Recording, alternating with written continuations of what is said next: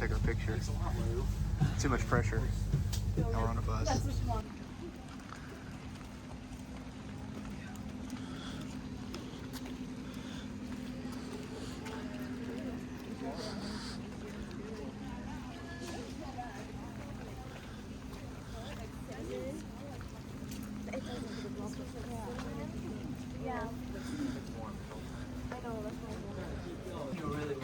We could make the best bourbon out there on the market.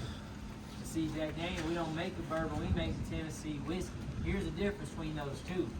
While the bourbon makers don't take their whiskey off the still, put it straight into a barrel, Tennessee whiskey makers, we gotta take our whiskey off the still, charcoal mellow it, which is a version of filter, and then we're gonna put it into a barrel.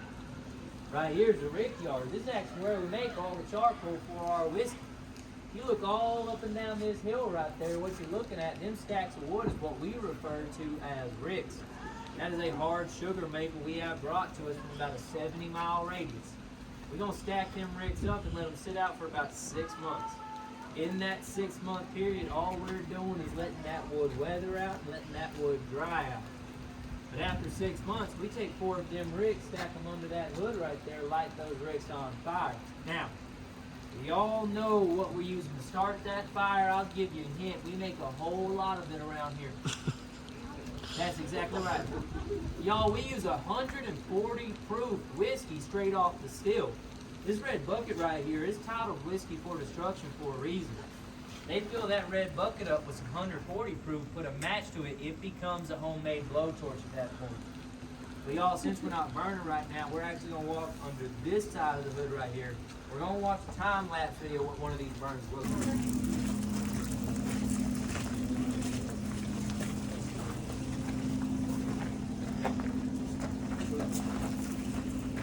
So y'all, while we're sitting right here, something that you'll probably be able to see, look over this building right here, look on top of that hill, you're gonna see a massive building up there. But that is one of our barrel houses. That barrel house right there is 7 stories tall, no climate control. We're doing that on purpose. Every time you see one of those houses today, I want you to think of it like it's your own house. Very top is your attic. Summertime gets very hot. Wintertime gets very cold. That allows the port of our barrel to do open and close throughout the seasons. It's going to give the whiskey all of its color and most of its flavor. But y'all, that one barrel house in particular, it's holding a little over 20,000 barrels. That equals about 1 million gallons of whiskey and $13.5 million in federal taxes. If you want to boost the economy, I think you know what I'm saying.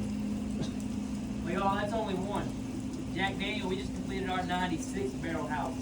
The biggest one's holding 66,000 barrels, and we're going to walk through the smallest one that only holds about 500.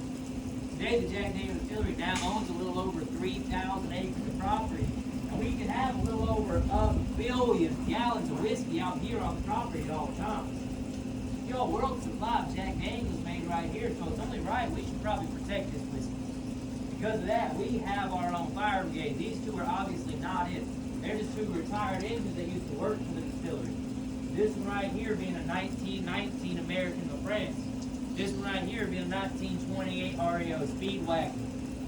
Some of you may have heard of the band REO Speedwagon. Guess where they got their name from. Y'all, this engine right here, it still runs to this day. We're going to take it around the country to promote our fire liqueur and honor the men and women in our fire department. See, 40 men and women on call 24/7 just to protect this whiskey.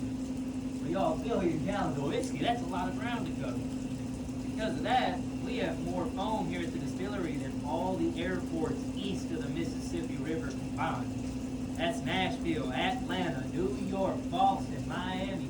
More foam here just to protect this whiskey. But y'all, I'm glad to report, because of that 158 years of distillery history, we have never lost a drop of whiskey due to a fire, because it's always been protected here. Y'all, as we get closer to the distillery, I want you to start noticing some things. As we get closer to the distillery, you're going to start noticing all the walls, all the trees, the floor, everything's going to start to turn pitch black. And at that point, you start thinking, well, Morgan has been lying to me this whole tour. Y'all, I can promise you that we've never had a fire here. What that is, that's a naturally occurring fungus called microflora. Now, microflora, it's attracted to large amounts of alcohol. You'll find it at ethanol plants, bakeries, but especially here at distilleries. Back in the Prohibition days, revenue officers, they'd stand on top of mountains and ridgelines overlooking the hills and valleys. If they saw a spot of black trees, it's actually how they caught about 55% of the illegal moonshiners back in the day. Running that stuff the nickname as tattle-tail moths. Y'all, microflora, it's non-toxic for plants, animals, human life.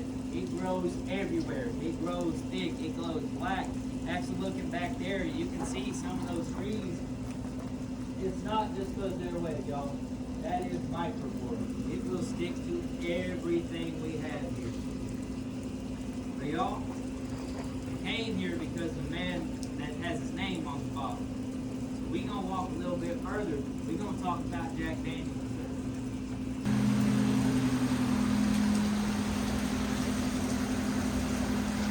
Yo, if you wanted to talk about Jack Daniel himself, you have to go all the way back to the very beginning when Mr. Jack was born.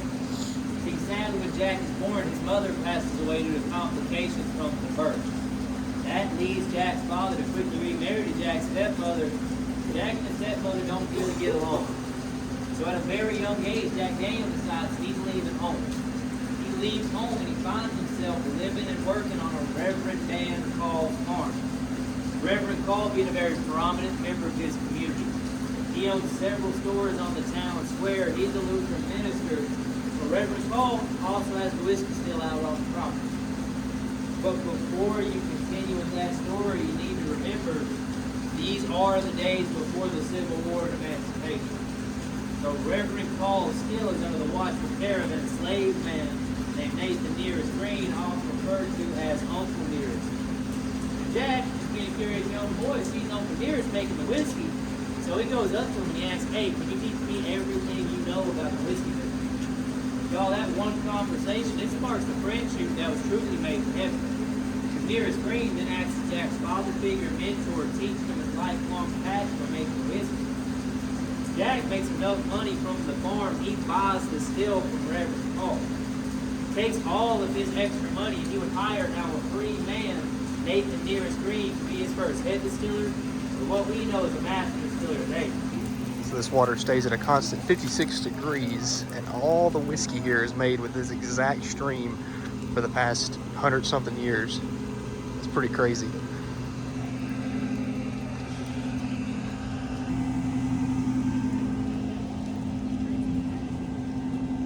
The sun's coming out. Thank goodness.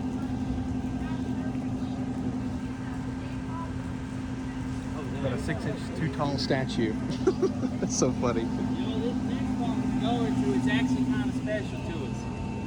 Because if Jack himself came back today, he's only recognized in two places at this distillery. That being the cave where he was making his whiskey, and the second place being his original office him and his team built in the 1880s. So we're going to walk down here, we're going to check out Jack's old office. Majority of you in here, I want you to do me a favor, look above the mantle there. Because right there you see a photo of a Mr. Jasper Newton Daniel. See, Jack is just a nickname he picks up as a young boy. His real name is Jasper. But Jack's going to run the distillery all the way up until his death in 1911. He's going to will it to his favorite nephew, Mr. Lem Motlow, seen above the desk here. That picture was in here. Right over there. And there's a safe. They killed him. He kicked it and got infected. So he says it goes to that, or is it up there? It was up there, wasn't it? That's where we're going to go see where the mash is made, but I can't bring my phone in there. As they said, it's 140 proof white lightning. And if there's a spark, we get a fire. No phones at all.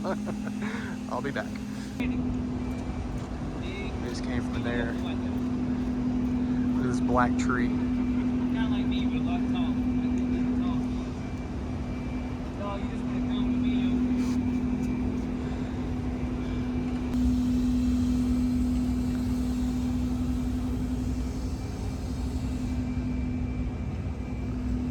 Look how black the trees are.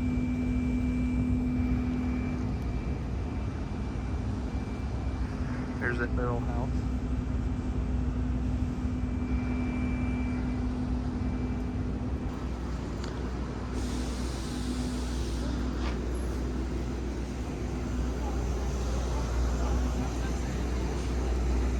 Can we catch a ride with the bus? What? Can we catch a ride with the bus? Well, it stopped raining now. Well, you still got your hood up.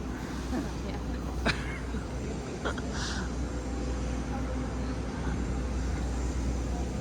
What do you think so far? I guess that's where the water comes out, yeah. What do you think? It's really fun. Are you having a good time? Yeah. It wasn't raining the whole time. Yes, it's better now that it's not pouring down rain anymore. Guess we're going to the bottling facility. I don't know if I can use my phone in here either, but we'll try. Water.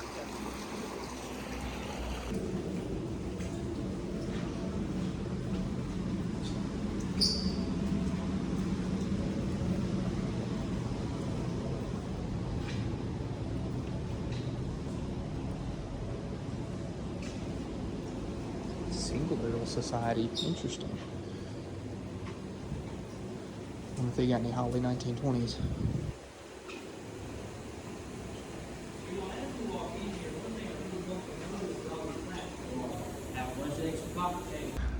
No bottling today, but it was cool. They wouldn't let us have phones in there. And the rain's back.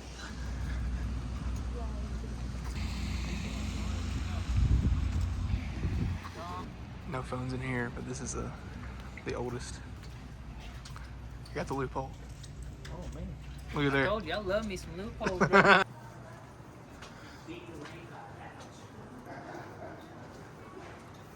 Oh wow.